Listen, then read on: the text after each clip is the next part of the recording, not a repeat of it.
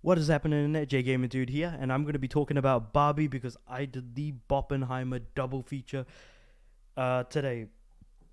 I've already recorded the Oppenheimer review, or like thoughts, I guess. So I'll do the same thing for Barbie. So, for those of you guys that, actually, I probably should mention I'd watch Oppenheimer first, then Barbie. Yep, that's I think just about everything I needed to cover. Right. So, Barbie is a fun movie. It is not aimed at myself or the people that I went with, because we're all guys that are above the age of 20, and Barbie is aimed at the exact opposite demographic, both in terms of gender and age. So, this is going to be a weird movie to talk about. It's a fun time. There are a lot of great music numbers in here. Uh, and honestly, there is a good message in there. A good message about that even though things seem perfect all the time, not everything can be. But like at the end of the day, you can make things as good as you can for yourself, and that's a good message. The only downside is when you start like sort of banging it over the head of people.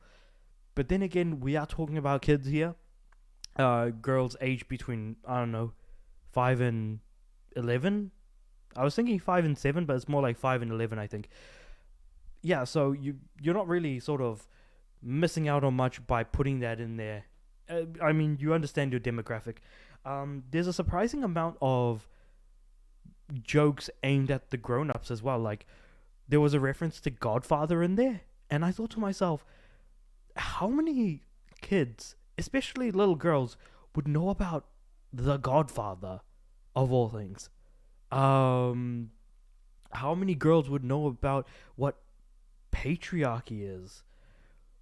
Like, there are a lot of ideas that are thrown into the whole bucket that are aimed specifically at maybe the parents that were being dragged to the movies by their kids.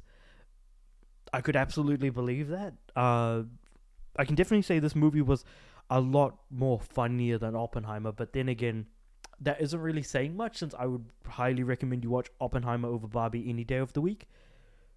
And apparently it's also going to be coming to streaming services, so I don't know why I did watch both movies on the same day.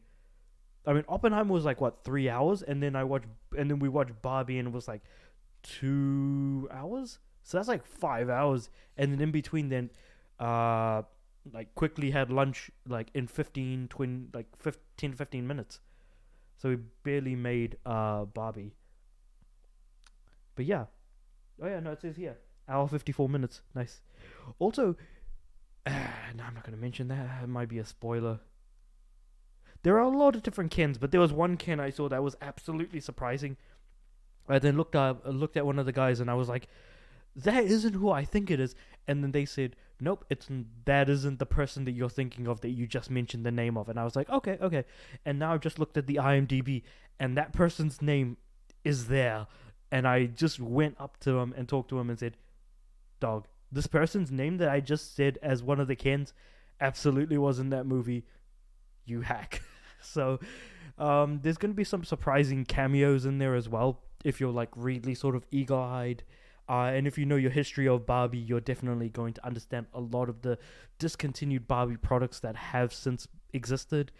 It's got a good message that beats you over the head and doesn't need to go as far as it does. But then again, given the audience that it's aimed at, probably not to be surprised too much. The music numbers are really well done. Yeah.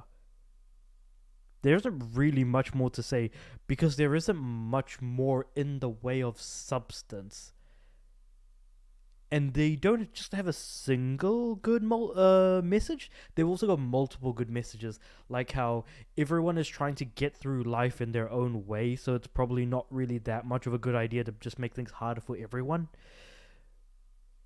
Yeah, there's a lot of good messages in here. And they do make some surprisingly funny jokes at times. And again, some are specifically aimed at older audiences. Like I said about the Godfather example of like, how do you explain Godfather to the kids, you know? So I don't think there's really much more to say besides the fact that it is a fun time as long as you go in with like a couple of not rowdy but sort of, pissed up mates. knowing that you're going in, and it is a surprisingly good movie in the sense that I expected it to be much worse than it actually was. If I were to give this an out of 10 rating, probably be a 5 or a 6. Because if I were to go 4, I'm saying that it's a bad movie. If I give it a 7, it's like it is a good movie. So it's like it's okay. Now, is it's okay or it's okay? And I'm leaning more towards the it's okay. So like between a 5 or a 6. Maybe like a 5 if I were to really be generous, but I think I'll be leaning more towards like a 6 out of 10, I guess.